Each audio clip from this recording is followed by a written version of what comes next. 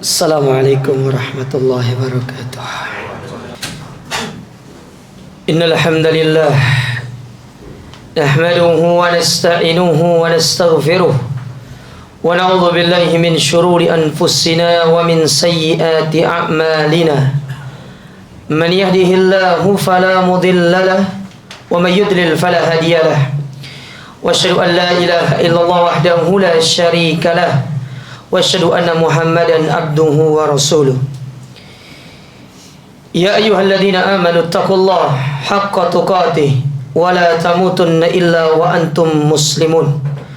Amma ba'du fa ya ibadallah usikum wa nafsi wa iyyakum bitaqwallah faqad fazal muttaqun. Kaum muslimin sidang salat Jumat rahimani wa rahimakumullah. Mengawali khutbah kita pada kesempatan siang hari yang berbahagia ini, marilah kita senantiasa untuk selalu meningkatkan ketakwaan kita kepada Allah dengan menjalankan segala perintah-perintahnya, disertai dengan kita meninggalkan segala larangan-larangannya, dalam rangka kita mengharapkan pahala, ganjaran, surga yang ada di sisinya, dan sebagai upaya kita untuk menjaga diri kita dari segala macam bentuk azabnya di hari kiamat kelak. Masyarul muslimin, sidang salat Jumat rahimani wa rahimakumullah. Setiap orang yang hidup di dunia ini tidak ada yang tidak pernah merasakan yang namanya ujian. Ujian itu akan datang kepada siapapun yang hidup, baik dia orang mukmin ataupun dia adalah orang-orang kafir. Siapapun dia, pasti dia akan mendapatkan yang namanya ujian. Karena ujian itu sendiri adalah bagian daripada suratan takdir yang telah Allah tetapkan, yang telah Allah gariskan, yang telah Allah takdirkan dalam kehidupan kita. Allah berfirman dalam Al-Quran, "Wa ma asabakum min musibatin fil ardi wala fi anfusikum illa fi kitabim min qabli an nabra'aha inna dzalika 'ala Allahi yasir." Dan tidaklah satu ujian, satu musibah menimpa diri kalian, baik secara individu ataupun secara kolektif, baik yang terjadi pada individu atau pribadi masing-masing ataupun yang terjadi di atas muka bumi ini secara umum, melainkan semua itu telah dicatat oleh Allah Ta'ala di dalam kitab takdirnya 50.000 tahun sebelum Allah menciptakan langit dan bumi. Sehingga tatkala kita ditimpa satu ujian, kita sebagai seorang muslim harusnya sudah paham akan hal tersebut, sehingga kita akan lebih dewasa untuk menyikapi ujian tersebut. Namun kita dapati banyak di antara kaum muslimin, tatkala mereka diuji, sikap mereka tidak menunjukkan kedewasaan dia sebagai seorang muslim yang sejati. Maka pada kesempatan ini, kita ingin mengingatkan kepada diri kami pribadi dan kepada para jamaah sekalian, bagaimana selayaknya seorang mukmin, seorang muslim yang sejati, tatkala dia ditimpa satu ujian, satu musibah, apa yang seharusnya dia lakukan? Yang pertama, masyarul muslimin, sikap yang harus kita kedepankan tatkala Allah menguji kita, Allah memberikan ujian kepada kita, ujian apapun itu. Karena ujian ini banyak. Ujian pada pribadi, keluarga, ujian yang kita rasakan di tempat kerja, tatkala kita berada di jalan, tatkala kita berada di tempat-tempat keramaian, di pusat-pusat keramaian, ya public area ataupun yang lainnya, semua itu ada ujiannya. Banyak ujian itu, bermacam-macam. Maka yang pertama kali yang harus kita ingat, sebagaimana yang sudah kita sebutkan di awal tadi, semua itu merupakan takdir dari Allah Ta'ala. Hal itu tidak akan bisa kita pungkiri. Kalau memang Allah telah menakdirkan hal itu menimpa kita, meskipun kita telah berupaya untuk mengambil sebab-sebab agar kita dijauhkan dari hal itu. Contoh sakit, kita berupaya untuk mengambil sebab-sebab agar kita tidak sakit. Olahraga, menjaga pola makan, berupaya istirahat yang cukup, meminum vitamin dan yang lainnya. Rutin setiap bulan pergi medical check up ke rumah sakit, ke dokter, memeriksa kolesterol dan yang lainnya. Tapi kalau memang Allah Subhanahu wa Ta'ala telah menggariskan itu harus menimpa diri kita, kita bisa apa? Manusia hanya berusaha, tapi tetap yang menentukan hasilnya adalah Allah Subhanahu wa ta'ala dengan takdirnya.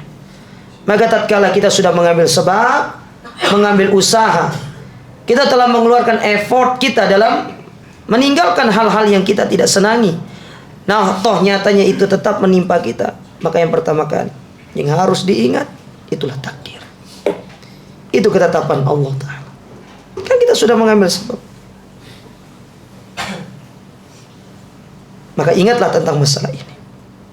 Yang kedua, masyarul muslimin, sikap kita dalam menghadapi ujian atau musibah itu, yaitu dengan kita tidak mencari kambing hitam, tapi salahkanlah diri kita. Karena bisa jadi ujian atau musibah itu terjadi karena dosa yang kita lakukan. Banyak di antara kita ketika kita tertimpa satu hal yang tidak kita senangi, kita salahkan orang. Ini gara-gara A, gara-gara B. Ini karena begini, karena begini. Stop menyalahkan orang dulu. Kesalahan itu terjadi pada kita. Bisa jadi hal itu sebagai hukuman dari Allah Ta'ala karena kesalahan yang kita lakukan. Atau mungkin kita pernah melakukan satu kesalahan pada masa yang lalu kita tidak bertobat kepada Allah. Allah datangkan hal itu kepada kita hari ini. Allah berikan itu kepada kita hari ini. Makanya menimpahkan atau menyalahkan orang lain, menyalahkan sesuatu, atau mencari kambing hitam dari satu hal yang tidak kita senangi menimpa kita, itu bukan sikap seorang muslim yang sejati. Itu adalah orang-orang yang pengecut di dalam menghadapi satu ujian. Karena Nabi Yunus, tatkala Allah uji dengan dimasukkan ke dalam ikan paus, ucapan yang pertama yang keluar dari lisannya, dia mengatakan, la ilaha illa anta. Tidak ada ilah yang berhak diibadahi dengan benar melainkan Engkau ya Allah. Subhanak, maha suci Engkau ya Allah. Apa kata dia setelah itu? Inni kuntu minadz zalimin. Semua ini terjadi karena dosa.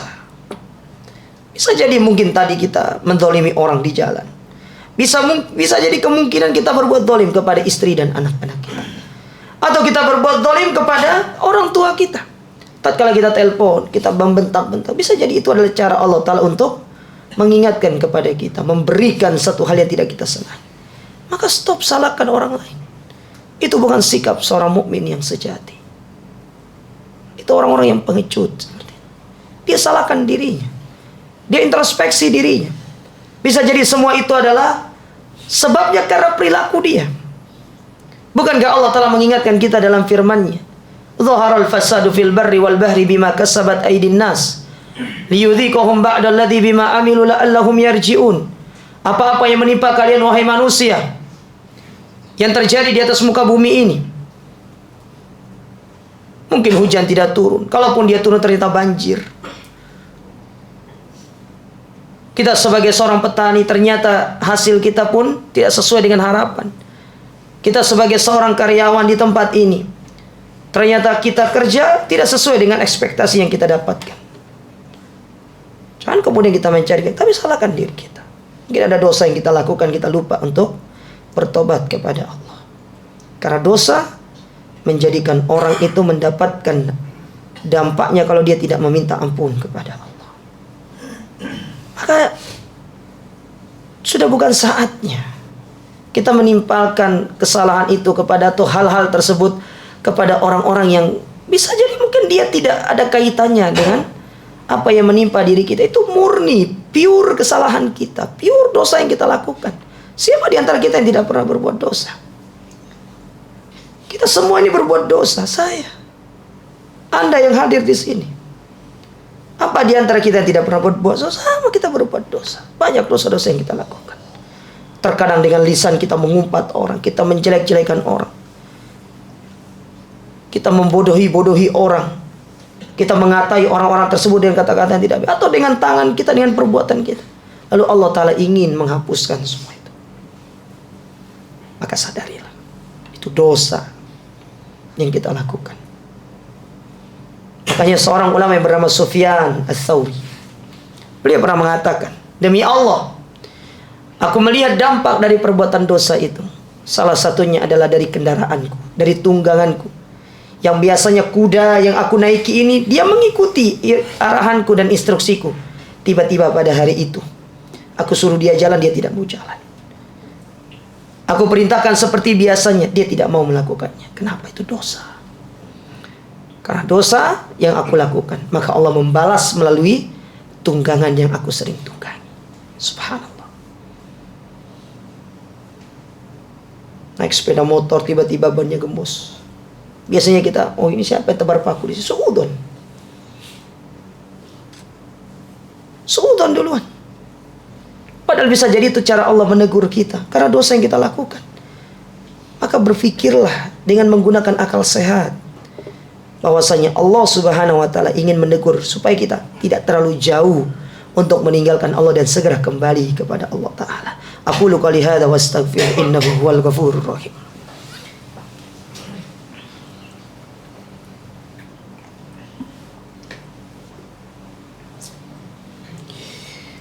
Alhamdulillahi rabbil alamin wal akibatu lil muttaqin wala udwana illa 'alal zalimin.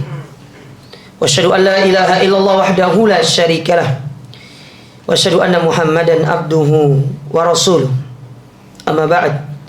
Kaum muslimin sidang salat Jumat rahimani wa rahimakumullah. Usikum wa nafsi wa iyyakum bitaqwallah.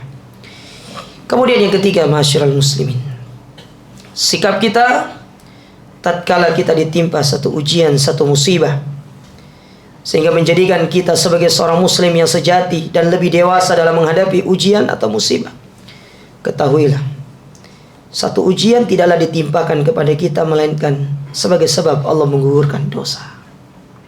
Kalau tadi disebabkan karena dosa, maka sekarang tujuannya adalah untuk menggugurkan dosa-dosa kita.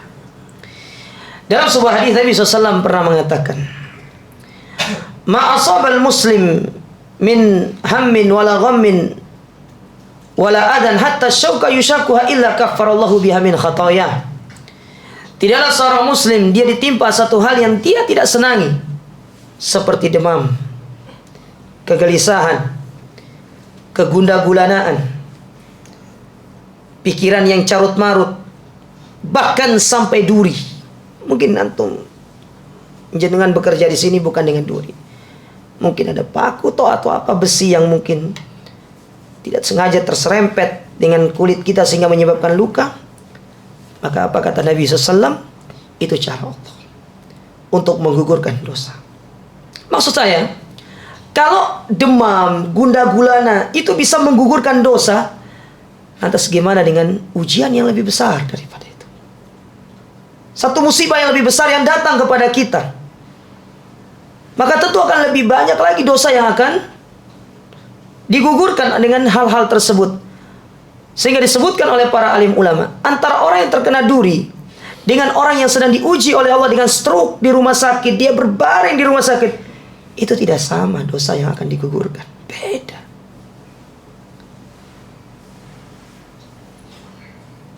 Antara kita yang terkena duri dengan mungkin ada salah seorang di antara teman kita di sini, naudzubillah, mungkin tidak sengaja kakinya terkena martil atau apa, itu beda dosa yang akan digugurkan, tidak sama. Karena setiap ujian, semakin besar ujiannya, semakin banyak dosa yang akan digugurkan. Semakin kecil ujiannya, semakin sedikit dosa yang akan digugurkan. Maka yakinilah itu cara Allah Ta'ala untuk menggugurkan dosa-dosa kita. Oleh karena dahulu para ulama, mereka bersyukur kalau mereka diuji. Kenapa? Mereka sadar Allah sedang mengampuni dosa-dosa. Justru kita harus takut, harus khawatir kalau ternyata dalam kehidupan kita hanya kesenangan-kesenangan duniawi yang terus datang kepada kita. Kesulitan-kesulitan hidup tidak ada, hampir tidak ada. Itu tandanya Allah sedang memberikan kita satu peringatan yang disebut dengan istidraj. Itu Allah Ta'ala sedang mengumpulkan dosa-dosa tersebut, namun tetap kita diberikan kesenangan duniawi. Tapi sampai nanti tiba saatnya, Allah cabut semua itu dan kita pun akan dihinakan oleh Allah Ta'ala. Maka waspada, hati-hati dengan kondisi seperti ini, agar kita tidak termasuk ke dalam orang-orang yang merugi dunia dan akhirat. Inilah para jamaah sekalian, khutbah singkat pada kesempatan ini. Semoga yang sedikit ini bisa menjadi pencerahan untuk kita semuanya, untuk kita bisa lebih berpikir kritis, berpikir sehat, menggunakan akal kita dengan baik dalam rangka untuk kita melihat bagaimana Allah Subhanahu wa taala ketika menimpakan ujian atau musibah kepada kita, ternyata ada cara untuk kita berlepas dari hal tersebut supaya menjadi seorang pribadi mukmin yang terbaik di hadapan Allah taala. Innallaha malaikatahu yusholluna 'alan nabi ya ayyuhalladzina amanu shallu 'alaihi wa sallimu taslima. Allahumma shalli ala Muhammad wa ala ali Muhammad kama shallaita ala Ibrahim wa ala ali Ibrahim wa barik ala Muhammad wa ala ali Muhammad kama barakta ala Ibrahim wa ala Ibrahim innaka Hamidum Majid. Allahumma ighfir lil muslimina wal muslimat wal mu'minina wal mu'minat al ahya'i minhum wal amwat innaka as-sami'un qaribun mujibud da'wati ya qadiyal hajat. Allahumma a'izzal Islam wal muslimin wa adhilal syirka wal musyrikin wa dammir a'da'aka a'dadin ya rabbal alamin. Allahumma aslih lana dinana alladhi huwa ismatu amrina wa aslih lana dunyana allati fiha ma'ashuna wa aslih lana akhiratana allati ilaiha ma'aduna waj'alil hayata ziyadatan lana fi kulli khair waj'alil mauta rahatan lana min kulli syarr. Allahumma ati nufusana taqwaha wa zakkiha anta khairu man zakkaha anta waliyuha wa maulaha. Rabbana zalamna anfusana wa illam taghfir lana wa tarhamna lanakunanna minal khasirin. Rabbana atina fid dunya hasanah wa fil akhirati hasanah wa qina adzabannar. Ibadallah, innallaha ya'murukum bil adli wal ihsan wa ita'i dzil qurba wa yanha 'anil fahsya'i wal munkar wal baghi ya'idzukum la'allakum tadhakkarun. Fadhkurullaha yadhkurkum washkuru 'ala ni'ami yazidkum wa la dzikrullahi akbar wallahu ya'lamu ma tasna'un. Aqimus shalah. Wassalamualaikum warahmatullahi wabarakatuh.